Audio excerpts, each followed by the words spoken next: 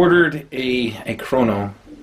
I know that I talked about the last time that I wish I had been able to chrono the rifle completely at the very beginning, but I wanted to see where we are at now that we've got the M130 spring in there, the tight bore barrel, the bucking, the high torque motor, everything to the rifle is done. So let's go ahead and do some chrono shots and figure out where we're at. Like I said before, I'd be happy if I got from 370 to 400. I will be happy. For rounds per second, I have the clue, but we're gonna find out. Here we go. All right. So I'm chronoing with 11.1 LiPo battery with 2.0s, and let's see what we're gonna get. Okay, so I fixed. Well, I didn't fix anything. I'm an idiot. It was actually reading in feet per second, and I didn't realize it. Because for some reason, when it comes back over to here, like you look at it, it says MM. So that's, I'm not sure. Okay, so once again, we are chronoing with 2.0s, 11.1 LiPo, and here we go.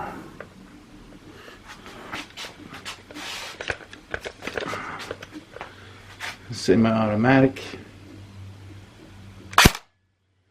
447 feet per second. 449. 445. 447. 449. 450. So I am ecstatic with what I ended up with feet per second on this. It went well over, well heck, last time we chronoed it at the field it was at 330, 328. So we're at 450 now. Let's see what we get for full auto for a round count.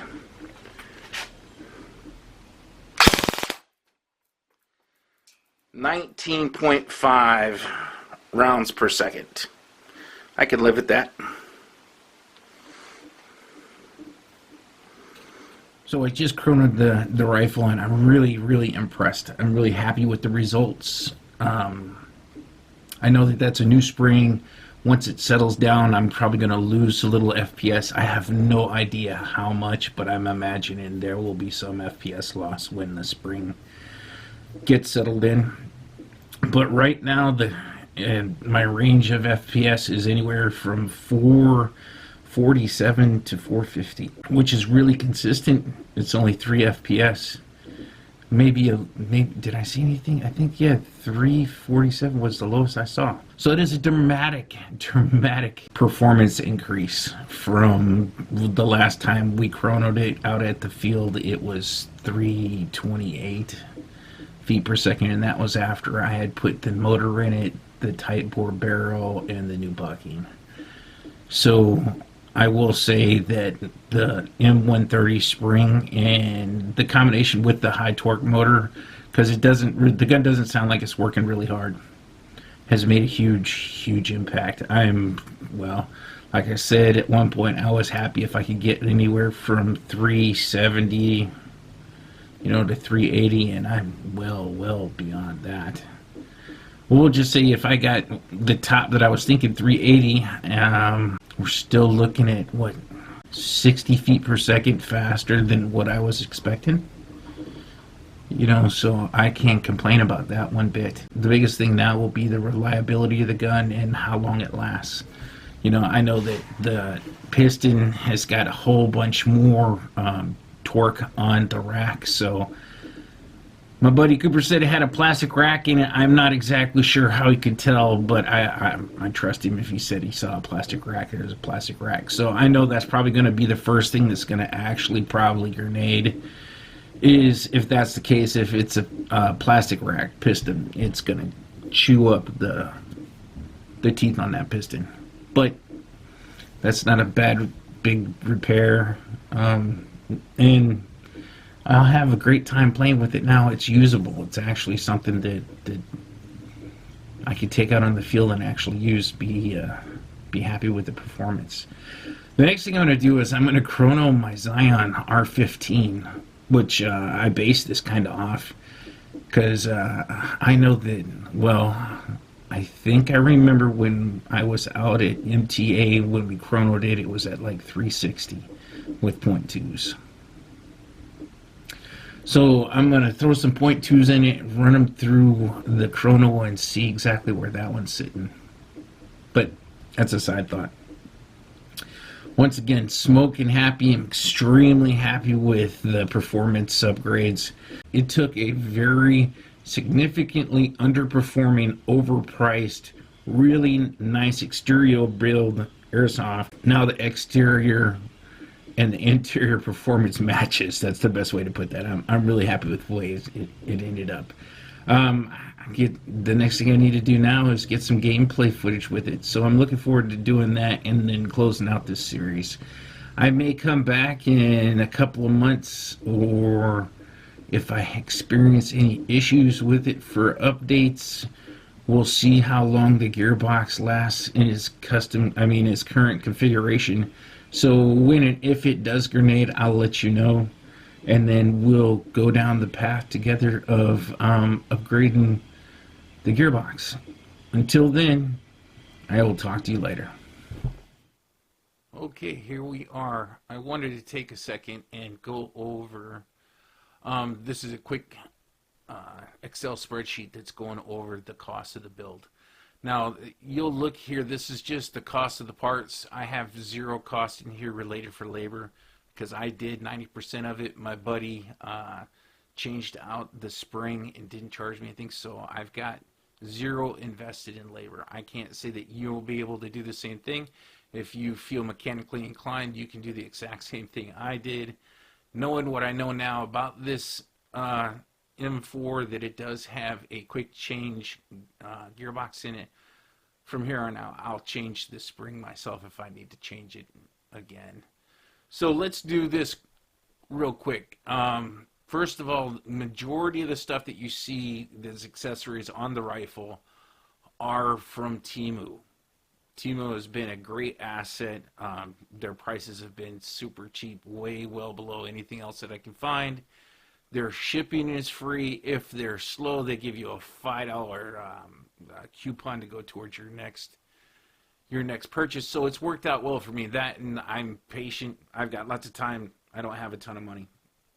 So this is where my prices have come from. So we're going to start out at the very top. You saw the M-LOK rail covers that are on the fore-end.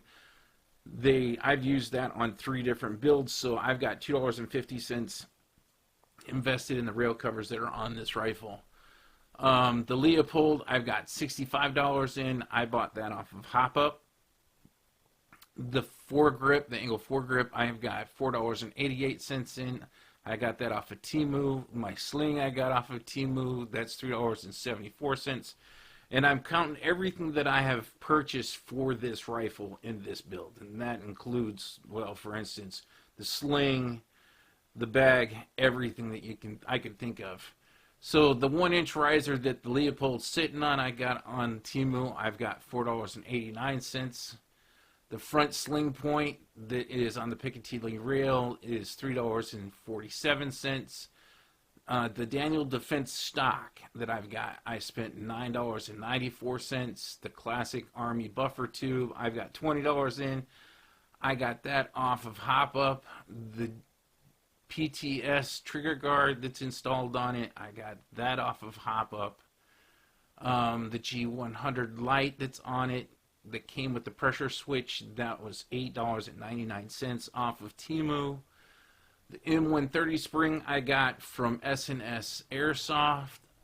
The maple leaf type bore barrel, same thing. The green bucking, same. And the motor all came from S&S Airsoft.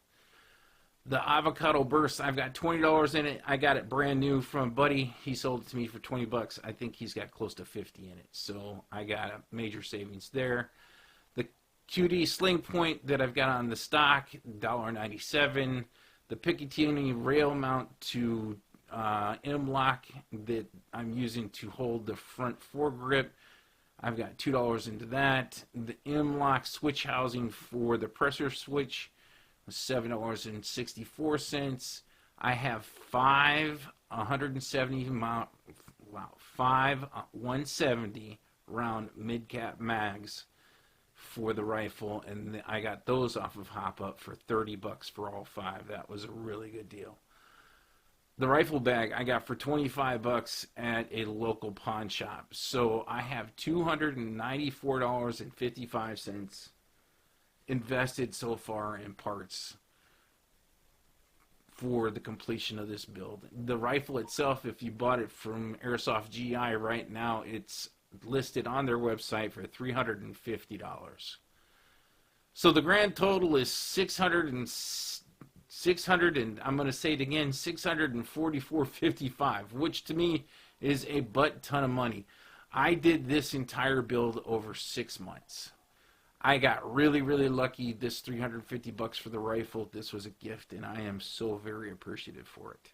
So if you're the guy that gifted this to me, if you ever see this video, thank you, man. This is what I ended up doing with the rifle. I really appreciate it.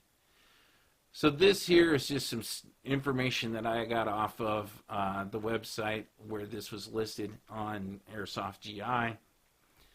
The biggest thing that I found funny is they say that the muzzle velocity new out of the box is 370 feet per second. There's no way. I think I made a funny about this earlier. There's no way. When I first chronoed this gun, it chronoed from around 315 feet per second. After we got the barrel bucking and motor in it, it got up to 328, 330. Now it's shooting at basically 450 feet per second. So I'm really happy with that. And at roughly 19.5 rounds per second. So that's all good with me. So I just wanted to give you a quick breakdown of what I have into this. Some guys have way, way, way, way more. To me, I'm really lucky that I've got $300 into this rifle, which is less than the cost of the rifle itself. So I really feel blessed and grateful. But I wanted to share this bit with you so you know where it was coming from. Hopefully this might have been helpful for you. Till next time, I'll talk to you guys later.